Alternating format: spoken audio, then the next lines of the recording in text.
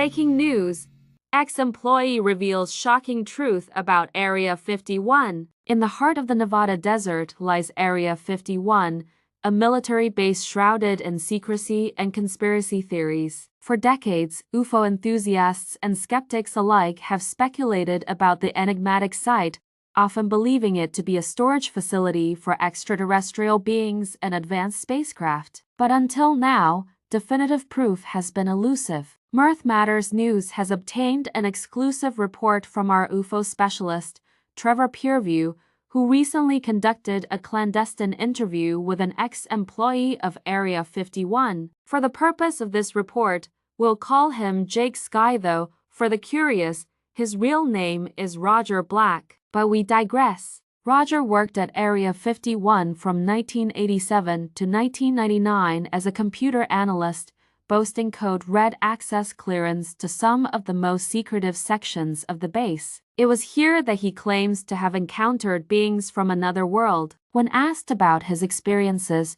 he spoke candidly. "I had access to areas where they kept the aliens," Roger revealed, his voice low and serious. "They were housed in incubators that were all the colors of the rainbow." It was surreal. Intrigued, Trevor pressed for details. "How many aliens were there?" "About 6 or 7, Roger responded, his brow furrowing as if recalling a distant memory. Trevor, never one to shy away from a challenge, asked, "Can you describe them?" "Yes," Roger replied sharply. "They were all very short, no taller than 3 feet 6 inches, with large cat-like eyes. What got me was, not once did I see them blink. So creepy." The audience was already on the edge of their seats as Trevor continued. "Did they speak our language?" "No," Roger said, shaking his head. "They communicated using telepathy." It was so weird, man. Trevor couldn't help but chuckle. "So, it sounds like you're describing standard aliens. Very short, large cat-like eyes,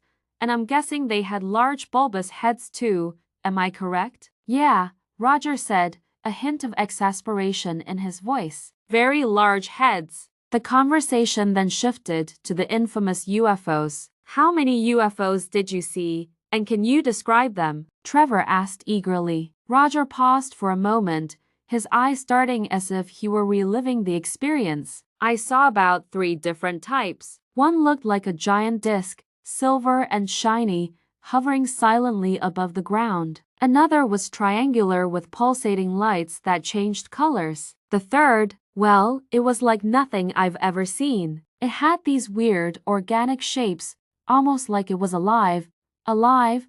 Trevor exclaimed, leaning forward. "What do you mean?" "Like it was breathing," Roger explained, a hint of awe creeping into his voice. "It had this undulating surface, almost like it was made of some kind of living material." Trevor, intrigued, asked, "What kind of security was in place?" "Surely, there must have been strict measures to keep this all under wraps," Roger nodded gravely. "Absolutely. You wouldn't believe the lengths they went to. Every time I entered the incubation room, I had to go through 3 layers of security. Fingerprints, retina scans, you name it. And the guards? They were like robots, completely emotionless.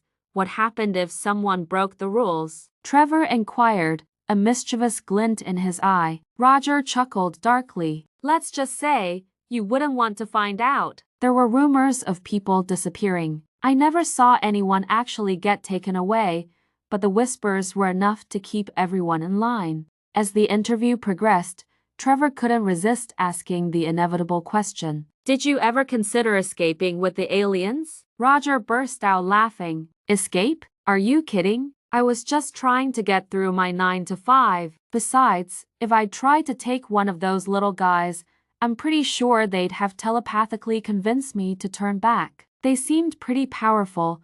Trevor couldn't help but laugh as well. "So, you're saying the aliens could have stopped you with their minds?" "Exactly. I'd be standing there like, 'Hey, little green dude, let's go.' And he'd just look at me with those big eyes, and I'd be like, 'Never mind.'" As the interview wrapped up, Trevor asked one final question. "What do you think people should know about Area 51? Roger took a deep breath. "Look, I know it sounds crazy, but there's definitely something going on there. The government has secrets, and they're not just about new aircraft. But at the end of the day, we're all just trying to make sense of it. Maybe the aliens are just as confused about us as we are about them.